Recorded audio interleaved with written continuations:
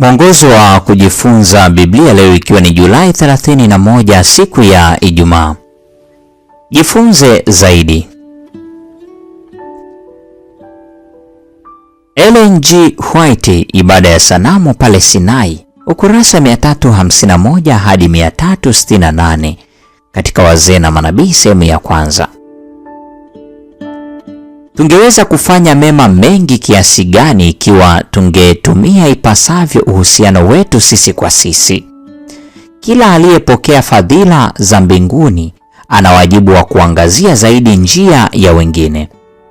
Kisha wale wote wanaompenda Mungu kweli kweli wataacha ibada ya sanamu ya nafsi zao. Ellen G. White, The Advent Review and Sabbath Herald, Novemba 18 mwaka wa 1884, ukurasa wa 730. Paulo aliwasisitiza ndugu zake kujiuliza ni mvuto gani waliokuwa nao katika maneno na matendo yao kwa wengine na kutofanya chochote hata kama kilikuwa kinaonekana hakina madhara, chenye dalili ya kuhalalisha ibada ya sanamu au kukwaza uadilifu wa wale waliokuwa dhaifu katika imani. Basi mlapo au mnywapo au mtendapo neno lolote, fanyeni yote kwa utukufu wa Mungu. Msiwakoseshe Wayahudi wala Wayunani wala kanisa la Mungu. Maneno ya maonyo ya mtume kwa kanisa la Korintho yanafaa kwa wakati wote na hasa yanafaa sana katika siku zetu. Kwa ibada ya sanamu hamaanishi tu kuabudu sanamu za kuchonga, lakini anamaanisha pia kujipenda na kujitumikia nafsi, kupenda kukaa kivivuvivu, ulafi na matamanio makali. Ellen G. White, Matendo ya Mitume sehemu ya pili, ukurasa wa 12. Ukiona kwamba kwa kufanya mambo fulani ambayo una haki kamili ya kufanya unazuia maendeleo ya kazi ya Mungu, acha kufanya mambo hayo. Usifanye chochote kitakachofunga akili za wengine dhidi ya ukweli. Mambo yote yanaweza kuwa halali, lakini mambo yote si yenye manufaa. Ellen G. White, Testimonies for the Church, gombo la 9, ukurasa wa 215.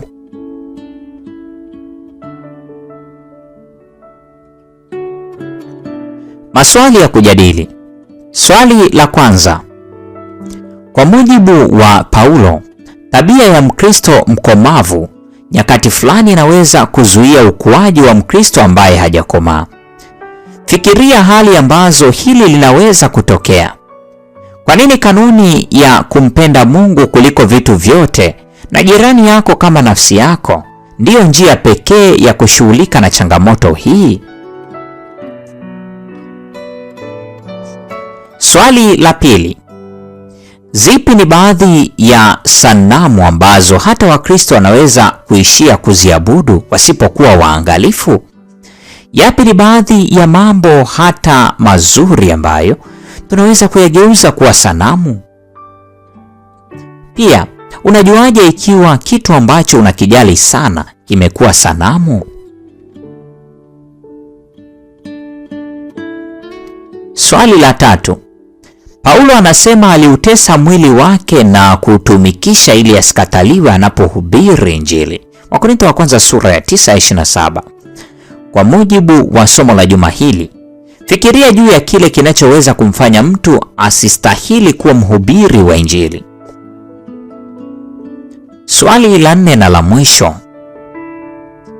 Katika Wakorintho wa kwanza sura ya 10, Paulo anazungumzia hatari za ibada ya sanamu na kusema, ikimbieni ibada ya sanamu. Wakorintho wa kwanza sura ya 10 ya 14. Kwa nini ibada ya sanamu ni mbaya sana?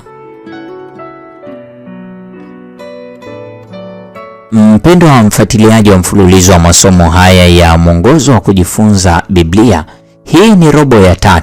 Leo tumekuwa tukimalizia somo la 5, somo linalosema yote kwa utukufu wa Mungu, na juma hili tumeitazama mada hii kwa upana.